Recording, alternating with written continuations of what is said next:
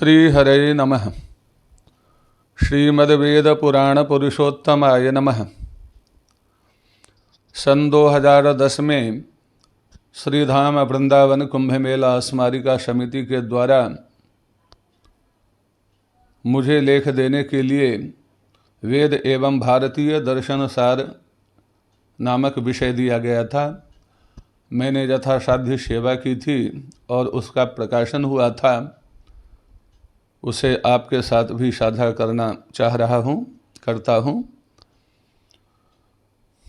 वेद, धर्मशास्त्र, पुराण आदि भारतीय संस्कृति, धर्म तथा दर्शन के प्राण हैं। भारतीय संस्कृति की जीवन शक्ति का मूल कारण वेद है। वेद कर्म, उपासना और ज्ञान का अक्षय महासागर है। इसका प्रत्येक अक्षर प्राणी मात्र के अज्ञान जन्य ताप को शांत कर परमानंद की प्राप्ति में अत्यंत सहयोगी है। वेद केवल भारतीय साहित्य का ही सर्वप्रथम ग्रंथ नहीं, प्रत्युत मानव मात्र के इतिहास में संपूर्ण वाङ्मय का सर्वप्रथम सम्मान्य ग्रंथ रत्न है। ऐसा विश्व के सभी आस्तिक विद्वानों ने स्वीकार किया है। वेद को पूर्वोत्तर मीमांसा दर्शन में अनादि और अपौरुषेय कहा गया है। मानव धर्म तथा तत्व का उद्गम स्थल वेद ही है। धर्म, अर्थ, काम और मोक्ष रूप चतुर्विध पुरुषार्थ प्राप्ति का सर्वोत्तम साधन वेद में ही उपलब्ध होता है। इष्ट प्राप्ति तथा अनिष्ट परिहार के अलौकिक उपायों का केंद्र वेद ही है। अनेक दार्शनिकों ने अपने मत को प्रमाणित करने के लिए वेद को ही प्रमाण रूपेण प्रस्थापित किया है। अनंत, अखंड, अगोचर एवं अज्ञात ज्ञापकता वेद में ही है। प्रत्यक्षादि प्रमाणों से जिस तत्व का ज्ञान अशक्य है, उसी का आत्म साक्षात्कार करा देना वेद का वेदत्व है। संसार के संपूर्ण वाङ्मय अथवा निर्दोष व्यवस्थाओं का मूल सूत्र रूप से वेदों में ही प्राप्त होता है। आधुनिक विज्ञान के चमत्कार वेद में सामान्य न दृष्ट हैं। उपनिषद रूपी गायों के दूध होने से गीता एवं श्रुतिसार होने से ही रामायण, भागवत आदि समस्त सनातन शास्त्रों का महत्व है। कामादि विकारों से अविकृत भारतीय मनीषियों ने सदैव इस परम धन की रक्षा को अपना सत्कर्तव्य माना है। इसके अलौकिक अद्भुत महत्व की आकांक्षा से ही कई वैदेशिक विद्वानों ने भी अपने आप को वेद भगवान के लिए समर्पित कर दिया है। संसार के मानव मात्र का मूल संविधान वेदादि सनातन शास्त्र ही है। सृष्टि का प्रत्येक प्राणी सनातन धर्म में ही उत्पन्न होता है। शरीर और श्वास की तरह जीव मात्र और सनातन धर्म का अविच्छेद्य नित्य संबंध है। वेद के मंत्र और ब्राह्मण दो विभाग हैं।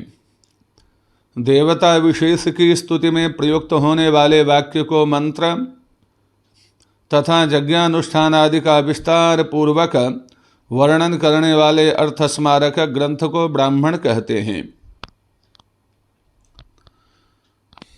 मंत्र भाग को संहिता भी कहा जाता है, जो ऋक्, यजुः, साम एवं अथर्व के भेद से 4 हैं। संहिता एवं ब्राह्मणात्मक वेद के अंतिम भाग को उपनिषद या वेदांत कहा जाता है। इनमें वेदों के प्रतिपाद्य निर्णीत अंतिम सिद्धांत होने के कारण इन्हें वेदांत कहा जाता है। ये गंभीर आध्यात्मिक विषयों से परिपूर्ण हैं। इनके गूढ़तम सिद्धांतों को समझने के लिए ही महर्षि कृष्ण द्वैपायन व्यास जी ने कृपा कर ब्रह्म सूत्र या वेदांत सूत्र का प्रणयन किया है।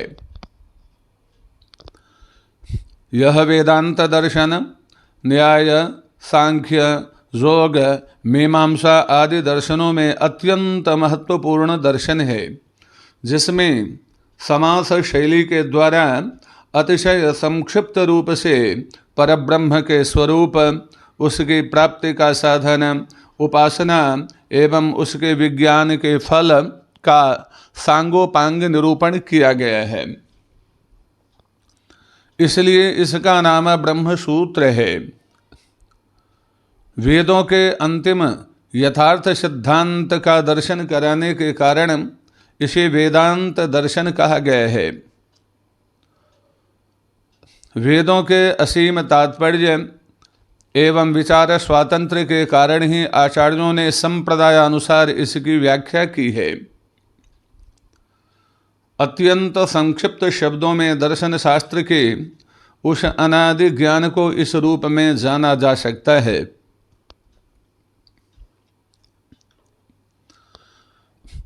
एक ही अनिर्वचनीय सच्चिदानंद स्वरूप शाश्वत सत्ता के दो रूप हैं, एक निर्गुण निर्विकार निराकार स्वरूप और दूसरा निखिल ऐश्वर्य माधुर्य आनंद अचिंत्य एवं अनंत सद्गुण गणों का धाम स्वरूप।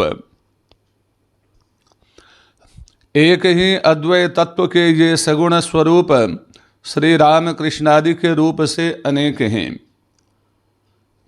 इनके नित्य चिन्मय धाम हैं, जिनमें वही व्यापक निर्गुण ब्रह्म सगुण होकर नाना रूपों में नित्य क्रीड़ा किया करता है।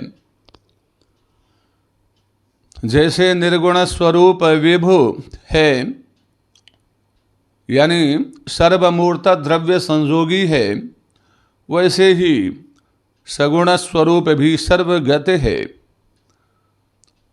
सभी सगुण रूप सभी लीलाएं सदा सर्वत्र व्याप्त एवं देश काल की कल्पना से परे हैं। वे शाश्वत सत्य शक्ति एवं शक्तिमान उभय रूप हैं। शक्ति एवं शक्तिमान परस्पर अभिन्न होकर भी भिन्न और भिन्नवत प्रतीत होते हुए भी अभिन्न ही हैं। लीला क्रीड़ा के लिए ही उनका भेद है। इसी भेद से व्यापक निर्गुण तत्व में सत चित आनंद का भाव है और सगुण स्वरूप के साथ यही शक्ति संधिनी संवित और ह्लादिनी शक्ति के त्रिविध रूप में उपस्थित होती है। सगुण रूप की ही भांति ये शक्तियाँ भी नित्य परस्पर अभिन्न तथा शक्तिमान से भी अभिन्न हैं। माया शक्ति व्यापक तत्व के एक पाद में है और उसी में समस्त ब्रह्मांड हैं। पादोस्त्य विश्वभूतानि, शेष पादत्रय में जोग माया का विस्तार है।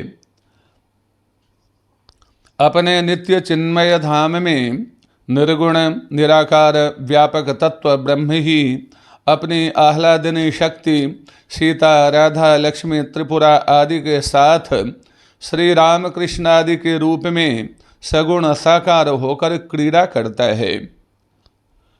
शक्ति एवं शक्तिमान के भेद से उपासना के दो भेद हैं। एक तो शक्ति को परमाराध्य मानकर अपने लक्ष्य की ओर आगे बढ़ते रहते हैं और दूसरा शक्तिमान को प्रधान मानकर। स्वरूप भेद से इनके भी अनेक भेद हैं। अधिकारानुसार साधन के लिए ही ये भेद इष्ट हैं। सबका तात्पर्य एवं प्राप्तव्य लक्ष्य एक ही है। शक्ति शक्तिमान के अभेद के साथ सभी स्वरूपों का भी अभेद है। यद्यपि स्वरूप की दृष्टि से प्रत्येक स्वरूप नित्य है और उसे पाने वाला शाश्वत रूप में ही उसे प्राप्त करता है, किंतु रुचि की भिन्नता के कारण अनेक नाम रूपों की सत्ता अनिवार्य है। नित्य अभेद और अनित्य भेद तथा अभेद में भेद एवं भेद में अभेद का यह शास्त्रीय दार्शनिक ज्ञान मनुष्य मात्र के लिए ईश्वरीय वरदान है। नित्य अभेद और नित्य भेद तथा अभेद में भेद एवं भेद में अभेद का यह शास्त्रीय दार्शनिक ज्ञान मनुष्य मात्र के लिए ईश्वरीय वरदान है। यह अनादि अपौरुषेय वेद के रूप में ही हमें प्राप्त हुआ है। संपूर्ण मानव ज्ञान चाहे वह कितना भी उदात्त क्यों न हो, इसी के किसी न किसी अंश की अस्पष्ट या स्पष्ट व्याख्या मात्र है। वेदों को प्रमाण मानने से आस्तिक एवं तद्भिन्न स्वतंत्र विचार को नास्तिक कहा गया है। वेदांतादि सकल आस्तिक दर्शनों का उद्देश्य है जगत, जीव, ईश्वर एवं परमात्मा तत्व को समझा देना। यह जगत क्या है, इसे किसने बनाया और क्यों बनाया, इसके नियम क्या हैं, हम किस लिए जगत में आए हैं आदि जिज्ञासाएं आवश्यक एवं स्वाभाविक हैं और यदि स्वभाव में नहीं हैं तो होनी चाहिए। ऋषियों ने इसी दृष्टि से अधिकारानुसार दर्शन शास्त्रों का प्राकट्य किया है। वैशेषिक, न्याय, सांख्य, योग, पूर्व मीमांसा और उत्तर मीमांसा यानी वेदांत में दर्शन शिक्षा की उत्तरोत्तर उच्च कक्षाएं हैं। वैशेषिक, न्याय, सांख्य, योग, पूर्व मीमांसा और उत्तर मीमांसा यानी वेदांत में दर्शन शिक्षा की उत्तरोत्तर ये उच्च कक्षाएं हैं। तत्वतः इनमें भेद नहीं समझना चाहिए। भेद तो व्यावहारिक है, अतएव अन्य विचारों के भेदों की भांति इनमें ह्रास विकास की कल्पना असंगत है। उपसंहार स्वरूप एकत्व में अनेकता की अभिव्यक्ति एवं अनेकता में एकता का दर्शन, यही भारतीय दर्शन की विशेषता है।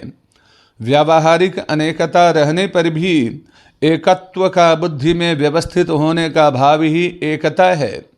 कर्म, अधिकार और अभावादि के भेद से बहुत्व का व्यवहार ही व्यक्ति एवं समाज के लिए कल्याणकारी है। तात्विक रूप से उस अद्वैत तत्व को ही अपना परम लक्ष्य मानकर उसे जानने की इच्छा, प्रयत्न एवं तदनुसार सदाचारादि की परिपालना ही जीव का परम धर्म एवं कर्तव्य है।